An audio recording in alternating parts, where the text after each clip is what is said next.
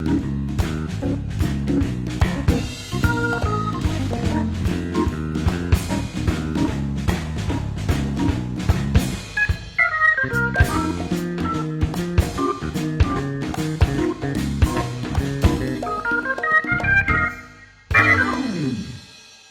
amigos que acompanham o Tailândia News Brasil. Hoje eu irei conversar, bater um papo com certeza muito agradável com o meu amigo Gil Varela, ele que é radialista e apresentador do programa Ponto Final da Rádio Aliança FM. Então, Gil, muito obrigado por aceitar o convite. Tá certo, estamos aqui, vamos fazer um bate-papo legal com o Tassiano. Devido a um convite para a gente fazer aqui algumas falas a respeito do PCdoB, né, que sou o atual presidente, e o que está acontecendo nesse exato momento na Tailândia, também no Brasil. Ok, lembrando que esse bate-papo aqui não tem pauta nenhuma, tá certo? Então o Gil... É livre. É livre, então o Gil não sabe as perguntas que eu irei fazer para ele. Eu também ainda não sei quais perguntas farei. Então tudo aqui vai ser absolutamente espontâneo. Então, em primeiro lugar, Gil, como você analisa a conjuntura política hoje no Brasil? Principalmente ainda marcada por essa polarização nos termos esquerda, direita, embora muita gente que usa esses termos não saiba bem o significado. Falo, uma das coisas que a gente faz assim sempre numa conversa, essa questão da direita e esquerda confunde muito a cabeça das pessoas. E o que se vê no Brasil ainda é que, devido a essa confusão que se criou, inclusive essa questão do PT, anti-PT, causou neste exato momento ainda que não desfez o palanque eleitoral. Por incrível que pareça, manteve-se o palanque eleitoral, devido ao discurso do próprio presidente. Eu acho que ele esqueceu que ele está eleito, acabou o processo eleitoral, e como ele provoca, ele quer aparecer para aquele eleitorado dele, ele acaba provocando que o próprio eleitorado tenha essa reação ainda de palanque eleitoral. Então, acredito, se o presidente não tomar a postura de estadista, quando eu falo estadista, é ele tomar a postura de presidente da República e assumir realmente a função de presidente da República, deixar de falar o que ele pensa e começar a pensar no que vai falar, eu acho que o Brasil, o país, vai melhorar muito. O historiador Marco Antônio Villa, recentemente na CNN, ele disse que o Bolsonaro ele trouxe consigo algo jamais visto na história política do Brasil, que foi a questão, né, do ódio, a questão da intolerância visível, principalmente nas mídias sociais e também televisionada de uma maneira assim, muito ampla para todo mundo ver, principalmente quando há algumas manifestações, mesmo apoiando o presidente, algumas cenas como podemos colocar nesse pacote aí, protestos pedindo fechamento, né? Fechamento do Congresso, fechamento do STF, ou seja, agendas que flertam com a ditadura, né? Que flertam com princípios antidemocráticos. Então, na sua avaliação, o perfil, vamos dizer assim, do presidente termina refletindo nos seus apoiadores? Sem sombra de dúvida. Se a gente for fazer uma análise, viu, Tassiano? Para quem acompanha a política, e eu tenho alguns anos de política, mais de 30 anos, não mudou nada. Se você for pegar desde a eleição, da época do café com leite, e depois passando pelo Getúlio Vargas e todos os presidentes que foram eleitos, não mudou o discurso. Você vê que o discurso é anticorrupção, você vê que o discurso é fazer reforma. No entanto, quando o camarada chega lá, ele encara uma coisa chamada sistema. E quando ele esbarra no sistema, ele vê que ele tem alguns obstáculos que não é tão fácil vencer para chegar naquilo que ele prometeu. O Bolsonaro em si, devido ao histórico de militar, o histórico que ele tinha na Câmara dos Deputados, ele acabou trazendo com ele esse revanchismo. Ou seja, essa rivalidade com o próprio sistema que muitas das vezes ele não concordava. E com tudo isso, ele acabou despertando numa parcela da população brasileira que pensa igual ele, a mesma coisa. Então hoje, se o Bolsonaro falar eu sou candidato à reeleição, ele vai ter lá o percentual de em torno de 25 a 30% de voto, que são as pessoas que têm o mesmo pensamento que liga a ele. Quer dizer, aquelas pessoas que têm aquela revolta, aquelas pessoas que acham que vai resolver o problema através da violência, que acham que vai resolver o problema através até em termos da ignorância, só que não é por aí. A gente tem que ver que quando se trata de uma questão política a nível Brasil, a coisa é muito maior. Você não tem que pregar aquilo apenas para aquele grupinho que está te seguindo. Hoje, mas você não acha que, de certa forma, o presidente Bolsonaro ele é mal compreendido, perseguido pela imprensa? Não, eu não vejo isso. Ele persegue a imprensa. Isso é fato. E ele acabou, de tanto ele perseguir a imprensa, ele acabou passando para os apoiadores dele essa mesma linha de raciocínio. No entanto, que você pode ver que toda vez que tem um agrupamento de apoiadores dele, alguns vai lá e agridem a imprensa. Porque acha que nessa liberdade que ele deu de falar da imprensa da forma que ele faz, eles também podem fazer a mesma coisa. Então eu não vejo dessa forma. A imprensa não encara o Bolsonaro de forma diferente. Ele encara a imprensa de forma diferente e acaba trazendo uma reciprocidade natural. As pessoas até têm medo de perguntar para ele devido ao jeito que ele vai responder. Você pode ver que as respostas dele, muitas das vezes, eu não sei se ele é tão... Eu até acho que é espontâneo. É tão espontâneo que quando ele vê, ele já falou. E ele não pensa no que vai falar, e a partir do momento que ele começar a mudar esse perfil, e acredito que se ele não cair, ele vai ter que começar, porque os militares vão começar a cobrar isso dele, ele pensar no que vai falar, vai ser complicado ele lidar com a imprensa. Gil, pessoas que não têm conhecimento da história, né, política do Brasil, que não conhecem a história do Brasil, termina achando que o populismo só está presente em políticos de esquerda. Então, por exemplo, o Lula é tido como um populista e o Lula é de esquerda. Mas Getúlio Vargas, por exemplo, era de direita e, incrivelmente ou paradoxalmente, é admirado pelos esquerdistas. De direita, populista. O Bolsonaro se diz de direita, mas muitos o colocam na extrema direita, mas ele é um político populista. Como é que você avalia esse populismo do Jair Bolsonaro? Ele ultrapassa os limites do populismo? Não ultrapassa. Na verdade, ele tenta passar para os seguidores dele, para as pessoas que admiram ele, que ele está ali a qualquer momento. No entanto, que ele, de uma forma até contrariando todas as recomendações do ministro na época, Luiz Henrique Mandetta, onde ele estava suspeito de estar com Covid-19, ele ignorou tudo, os médicos ignorou todo mundo e foi para o meio do povo.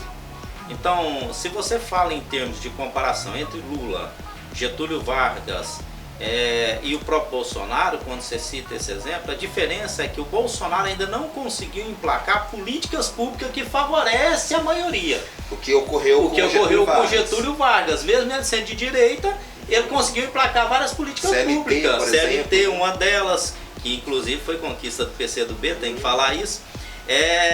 Tem, entre outros, Petrobras, que foi uma política naquela época, o petróleo é nosso. Então vamos deixar de dar para as empresas de fora e vamos trazer para o Brasil. Conquistou-se a Petrobras. Então ele conseguiu emplacar naquele momento políticas que venham a favorecer a grande maioria. A exemplo do próprio Lula. O próprio Lula fez a mesma coisa, que é o que o Bolsonaro não conseguiu fazer ainda. E eu pensei que agora ele ia conseguir fazer isso através dos militares, que eles enxergaram isso. No entanto, eles de alguma forma deu uma recuada, que seria aquele pró-Brasil, que chegaram a comentar, que seria uma linha de populismo no sentido já povão, que é o que eles iriam fazer, trazendo para dentro do Estado a ausência da iniciativa privada, que tá, isso é fato. Quando você pega o Estado, ele está inerte, aí a iniciativa privada está inerte, você tende a bloquear a economia. Quando a iniciativa privada fica inerte de investimento, o Estado atua, você incentiva a economia. Ok. Para os amigos não pensar que nós nos reunimos aqui para falar mal do Bolsonaro, né? Nada disso.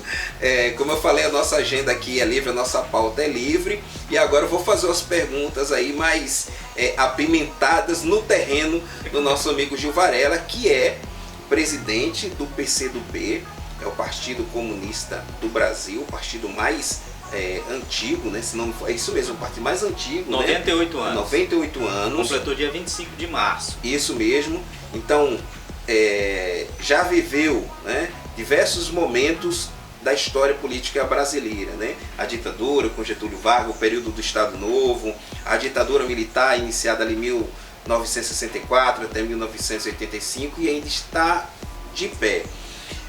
Mas, Gil, se tem notícias de que o PCdoB pretende mudar o nome para as eleições de 2022. Isso já foi amplamente divulgado, a Jovem Pan e outros meios de comunicação também.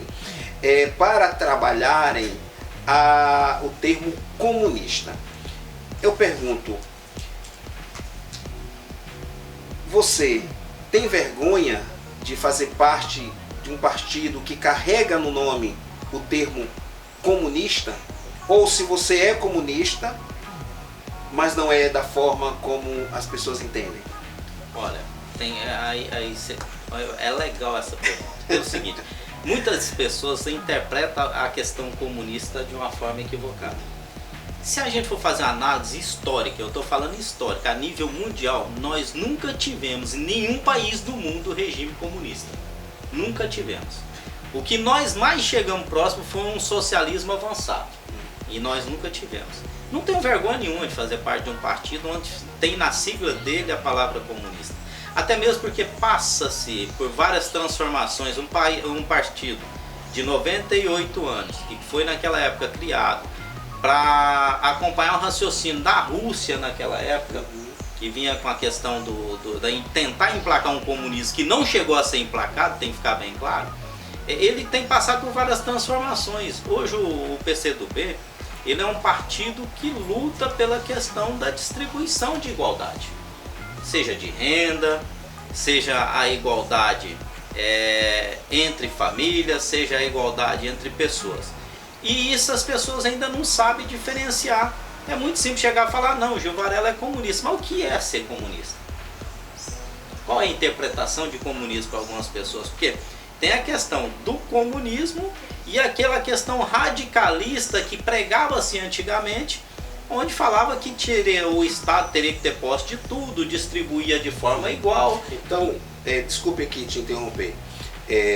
Quando fala em comunismo, claro que vem à mente a Revolução Russa, né? O Lenin, Trotsky, o Marx, né, que é o que cria de certa forma o pensamento, né, socialista, comunista, então Trotsky, Stalin, e as experiências não só da extinta União Soviética, né, como também dos seus satélites. Então se toma essa experiência para dizer que o comunista, no caso Gil Varela, pensa da seguinte forma: defende uma economia planificada, onde o governo vai definir quem pode comer 5 quilos de feijão, quem só pode comer 2 quilos, a estatização de tudo, impedir a liberdade de imprensa, aparelhar tudo, dominar tudo, em outras palavras, aplicar uma ditadura.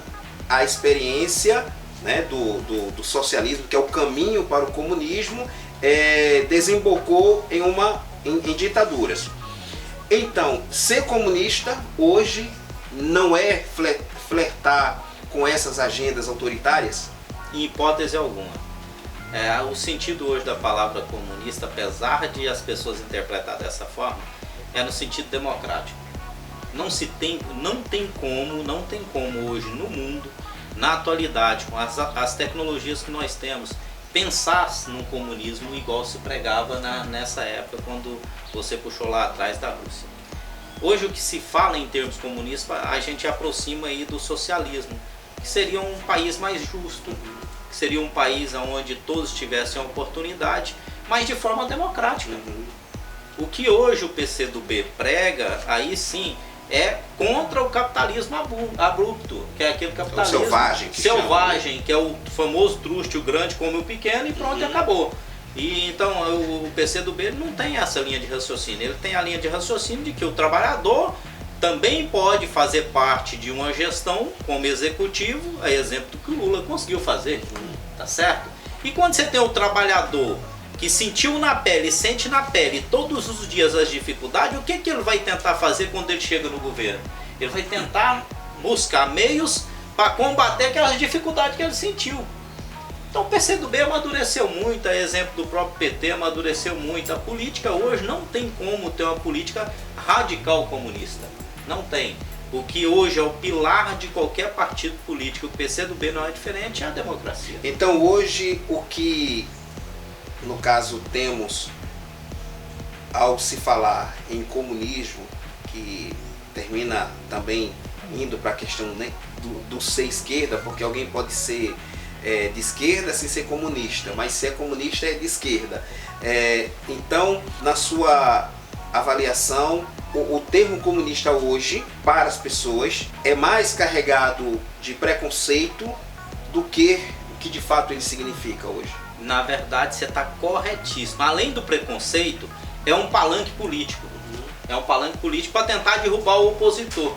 Quando se sente que o camarada que é de esquerda tem um capital político maior do que aquele que seria de direita, tentam atingir aquela imagem falando, não, o cara é comunista.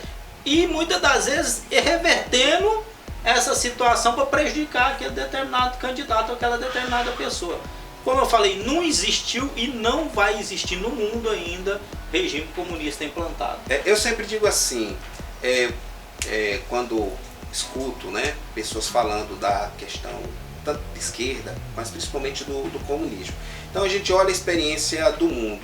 Todos os sistemas tiveram momentos negros. O próprio cristianismo, por exemplo, né? A época das cruzadas, o tribunal da Inquisição, onde queimavam pessoas.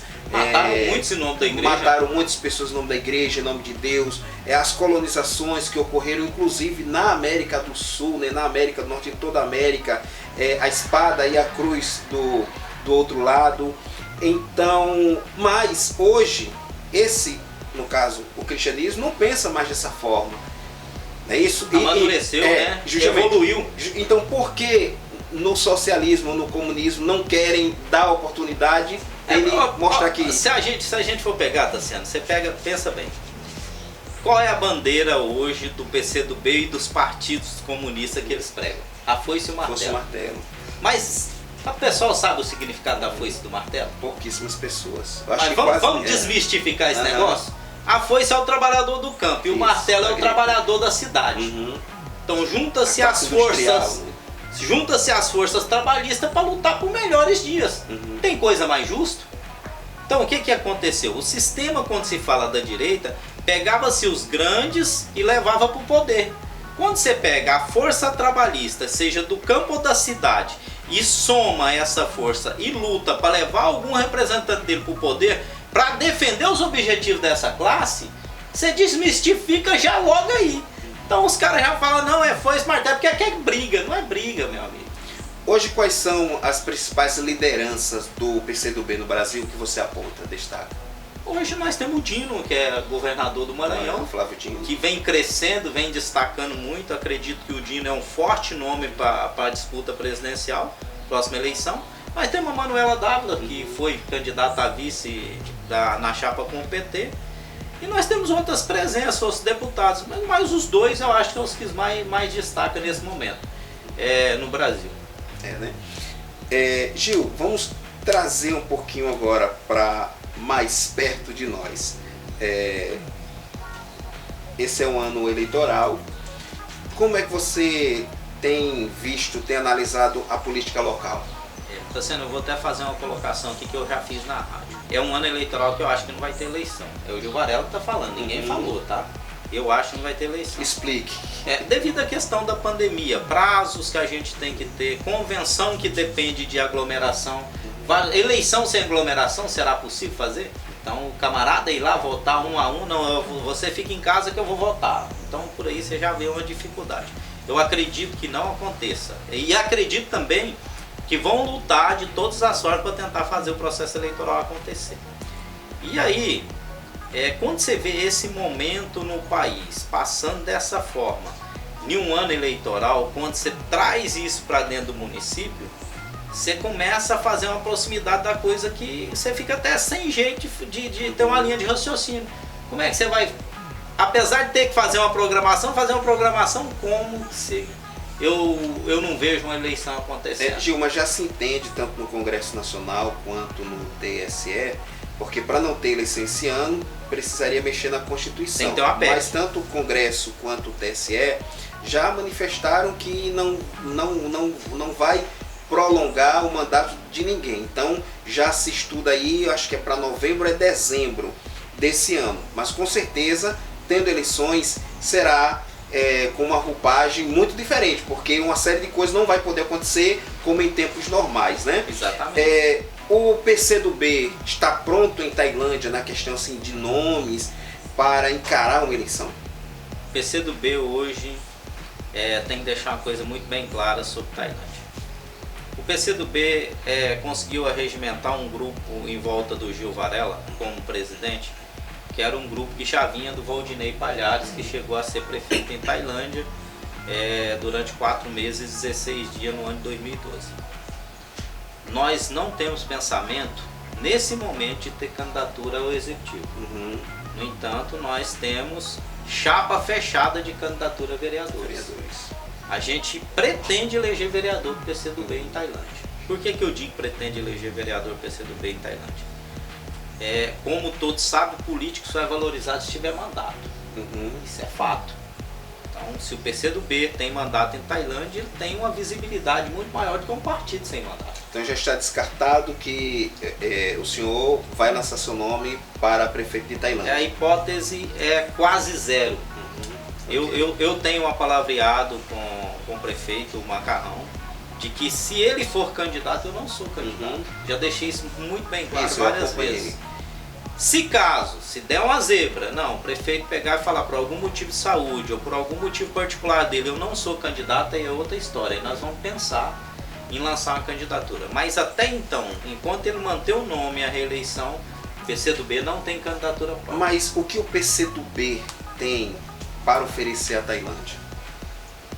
Nós temos muita coisa para oferecer para a Tailândia, viu, Tassiano? Exemplo? Trabalho em conjunto com o próprio executivo, buscando política pública que venha favorecer a população da Tailândia. Porque, se a gente for observar, muitas pessoas não enxergam a política quando ela é uma política implantada por pequeno. E a gente tem que fazer essa política virar capital político, aparecer. Muitos criticam, inclusive, o prefeito Macarrão, fala que o Macarrão não fez nada. É o que você ouve na rua. Mas pergunta, e fez? Muita coisa. Se você for ver, houve uma transformação nesses últimos 3 anos de Tailândia. Começa pela saúde. Hoje ainda estava falando, se o prefeito não tivesse antecipado as ações da saúde por causa da pandemia, hoje nós já estávamos com 50%, preste atenção, 50% hoje do nosso sistema de saúde para receber pessoas entubadas comprometidas. Então você acredita que o investimento que ele fez antes deu base para hoje? Com certeza, e está continuando a fazer isso. Com essa aquisição que ele fez dos respiradores, que nós chegamos ao número de 15, onde nós tínhamos anteriormente 6. Hoje nós temos 3 pessoas entubadas. 50% do sistema estava comprometido. Se hoje nós temos 15 menos 3, nós temos 12. Nós estamos com folga? Tá, mas porque houve iniciativa e alguém deu um passo antes do negócio acontecer. Agora, se esperasse acontecer para correr atrás, será que dava tempo?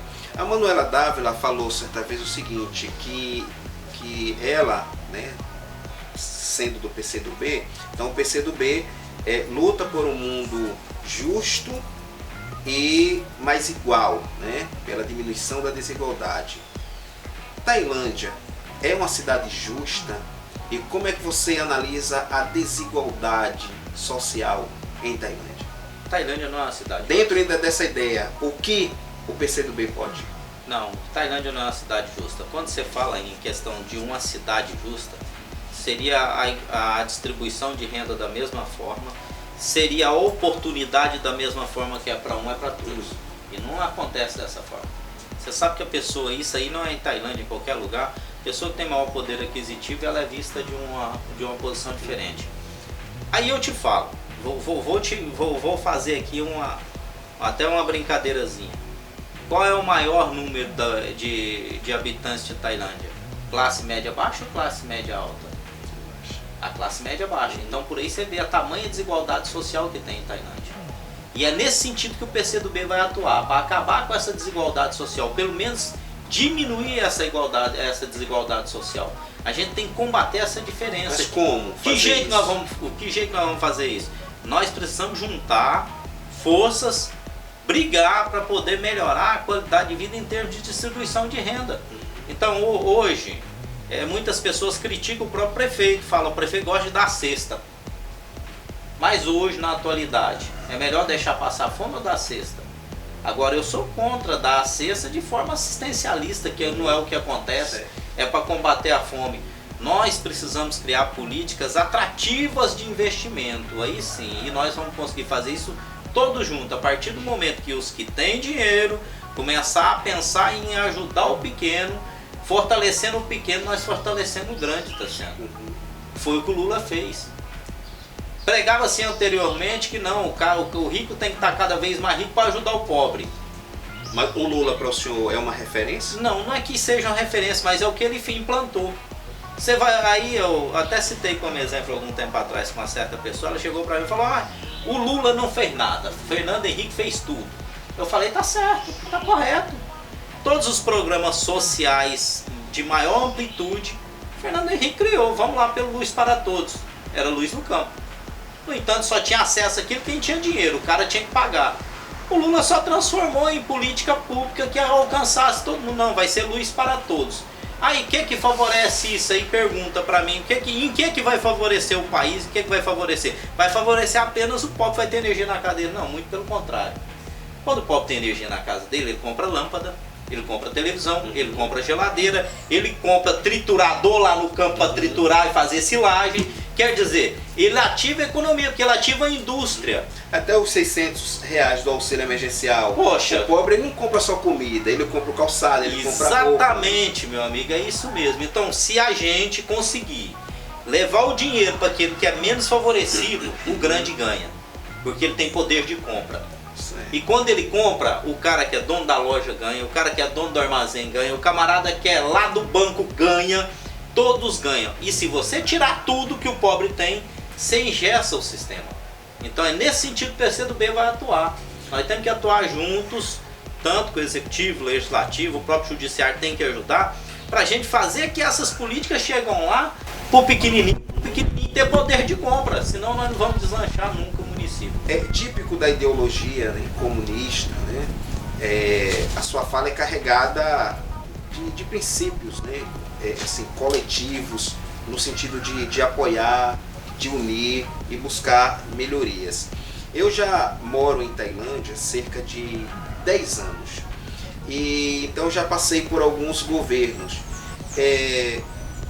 E a gente vê que às vezes o modus operandi é quase os mesmos. Os governos fazem naturalmente ou não pequenos grupos, e esse pequeno grupo, né, de cada governo se mantém ali durante 4 anos, durante 8 anos, que seja.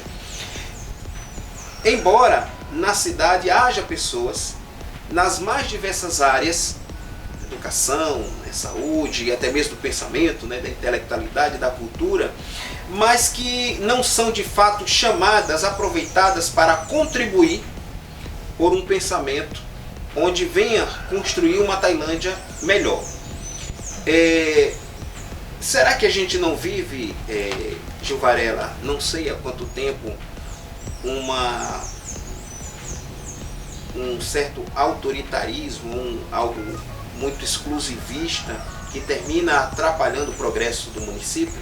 Conforme você perguntou, Tassiano, quando você traz essa linha de raciocínio, você está trazendo a questão do profissional técnico. Então você está pegando aquela pessoa que é técnica para colocar no local certo para ver se o negócio desenvolve de forma correta. Mas aí quando você faz esse passo da questão técnica, você esbarra no próprio sistema. Então a gente pega, aí eu vou voltar lá no Bolsonaro, quando você pega o próprio Bolsonaro e traz para o âmbito técnico, você vê que teve várias pessoas apoiando ele para ele ganhar a eleição. E aí no município não é diferente. Quando você traz para o município, é várias pessoas também apoiando aquele determinado candidato para poder alavancar uma eleição. E essas pessoas que acabam trabalhando próximo, cria afinidade, acaba que aquele determinado candidato quer dar oportunidade para aquelas pessoas estar próximo dele. Até pelo vínculo, o laço de convivência, você vai criando um laço de convivência durante o próprio processo eleitoral. De repente é uma pessoa que você conheceu durante a campanha, mas você cria aquela afinidade da pessoa e quer trazer aquela pessoa para perto de ti para poder te ajudar a governar. Que acaba, de certa forma, esbarrando na questão que você falou. Você pega uma pessoa, de repente, que não tem aquela qualidade técnica do que, um exemplo, o Gil Varela poderia ter para desenvolver uma determinada atividade. E isso realmente, se a gente for fazer uma análise, não só na questão do município, eu não vou colocar a Tailândia, mas todo o Brasil, em qualquer lugar do mundo, isso acaba criando um certo obstáculo na questão da progressão no crescimento de qualquer município, estado ou país. Então você... mais ou menos um aparelhamento e você é contra isso? Não é questão de ser contra o aparelhamento, ou quer dizer, trazer as pessoas que estão perto de ti para poder governar, não sou contra. Eu acho que você tem que dar oportunidade para as pessoas estar perto. E buscar pessoas também do lado que podem estar lá longe e ajudar a construir. Eu acredito na construção unificada de um município. Eu não acredito que qualquer candidato que seja tem que governar só para aqueles que votou nele ou para aqueles que apoiou ele. E pode ser que você consiga casar as duas coisas. Por que não você ter uma pessoa técnica e uma pessoa política em determinado local?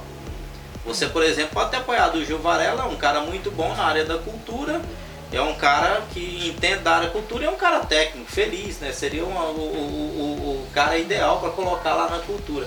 Mas pode ser uma pessoa que apoiou, por exemplo, e que não entende de cultura, mas você é um cara bom politicamente, tem uma articulação com toda a comunidade boa, que eu posso pegar, por exemplo, um cara que é técnico, coloco lá e você na parte do assessoramento político, fazendo articulação política. Eu acho que se partisse por esse princípio, que hoje no Brasil é o que tem um ministro, aí depois tem um segundo lá que trabalha com ele, o secretário de Estado, tem o secretário adjunto, então você cria esse, eu acho que seria a mistura ideal, viu, Tassiano? Para a gente poder, um político e um técnico, para poder alavancar qualquer passo. Em 2018, as eleições foram marcadas por certa descrença na classe política. Estamos em 2020, o Brasil, assim como o mundo, passando por esse período de pandemia. Tratando-se do Brasil, 2020, em 2002, eleições novamente, para presidente, mas esse ano temos as eleições para vereador e prefeito. Sim. Esse período de pandemia, Gil, será que não está servindo mais uma vez para aumentar a descrença da população na classe política, pois é inacreditável a gente ver políticos que estão se aproveitando da pandemia para desviar o dinheiro público. Isso não aumenta a descrença da população para as eleições que já estão logo aí? Tenho certeza que sim. Mas se você for pegar a mesma coisa, se você puxar historicamente no mundo, não mudou nada. A gente tem que ver isso também. Não é a questão da descrença em si do político. Eu acho que a descrença no político seria um termo até meio pesado para a gente usar, mas a descrença no próprio ser humano. Vamos pensar como ser humano, como é que o camarada consegue dormir sabendo que tem uma pessoa que precisa de um respirador e ele me traz um bocado de respirador lá da China que não funciona nenhum. Vamos tirar por esse princípio. Quer dizer, eu estou matando pessoas, não estou? E como que o cara tem humanidade dentro dele nesse sentido? Então não quero nem falar do político, porque existe mau político, existe bom político, existe mau advogado, existe bom advogado, existe mau radialista, existe bom radialista. Vai uma questão da humanidade, está dentro de cada um pensar que ele preocupa com o próximo. Eu prefiro pensar dessa forma, viu, Tassiano? Então o problema está no ser humano mesmo. Está no ser humano, está entranhado nele. Pode ser Brasil, pode ser chinês, pode ser americano. Se você for pensar bem, esse momento de pandemia tem muita gente querendo se dar bem em cima da morte, querendo se dar bem em cima da desgraça do próximo. Será que isso é o correto? E já se espera aí que após a pandemia, uma série de homens públicos, o próximo endereço deles será o da cadeia, né? Com certeza, e tem que prender, viu, parceiro? E agora eu vou falar aqui como cidadão. O camarada desviou dinheiro público, para mim é imperdoável. É o meu modo de pensar. É um combate que a gente tem que aplicar, mas não com discurso de vaidade, com discurso apenas a boca para fora. Porque o cara falar uma coisa, fazer a outra, pregar uma coisa é fácil. Eu quero ver fazer, cortar na carne e fazer aquilo acontecer. Ok, estamos caminhando já para o término aqui da nossa entrevista, mas a gente ainda tem umas duas perguntinhas para fazer. Gil, com base no senso comum, você é um comunista em virtude do Partido Comunista Brasileiro. Aí, com base no senso comum, agora sim, você é um ateu? É contra a religião? Não sou contra a religião. E outra, ainda acredito que a religião ajuda muito a solucionar muita coisa no mundo. Se não tivesse a religião, nós estaríamos muito mais complicados do que a gente está. Quando eu falo da humanidade, está aí, a religião prega a humanidade. Então lá no livrinho lá do PCdoB, lá de Tailândia, não tem lá nas entrelinhas, escrito em uma língua que ninguém entende, contra a religião, acabar com a existência de Deus, não tem isso? Não tem e nunca teve, nem no PCdoB nacional, no estatuto não tem, nunca teve isso. Muito pelo contrário, nós temos que defender a religião. Eu acredito muito na fé, viu, Tassiano? A pessoa tem que defender o que ela acredita. O meu filho, por exemplo, ele é protestante. Eu admiro o jeito dele atuar. Eu tenho vários amigos que são protestantes. Meu pai é protestante há 46 anos da Assembleia de Deus. Respeito muito ele e faço um bate-papo legal com ele. Então acredito em Deus. Ateu é não acreditar em Deus. Deus acima de tudo. E eu só acredito numa prestação. Pode completar, né? Não, eu só não acredito que esses que estão usando da pandemia, que usam da fé das pessoas para se dar bem, não vai prestar conta com o grandão um dia. Vai prestar conta. O PCdoB é contra a família tradicional, é contra o que há de mais bonito, de mais perfeito, né, na sociedade. Eu dei o exemplo aqui da questão da religião, né? Mas os comunistas são sempre acusados de serem contra a família, contra os bons costumes. Não. O PCdoB, muito pelo contrário, ele defende a família. Agora o PCdoB luta também com direitos iguais para quem é diferente. Essa é a verdade. E às vezes há uma confusão na cabeça das pessoas. Pensa não, o PCdoB defende o LGBT. O PCdoB defende a família que não é família enxergada. Depende do ponto de vista que está se vendo. Defende o negro, né? Não, então não é por aí. O PCdoB luta sim pela igualdade da família. A família ainda é o arrimo da casa. Onde você vê uma família forte, você vê que tem ali uma base forte. Então a família ainda é tudo. E não é diferente não. Agora a gente luta sim. Eu quero que o negro tenha o mesmo direito do branco. Eu quero que a pessoa, independente da orientação sexual dele, tenha o mesmo direito de fala e defender os direitos dele que uma outra pessoa qualquer tenha. Então é isso que o PCdoB defende, igualdade. De direitos, principalmente.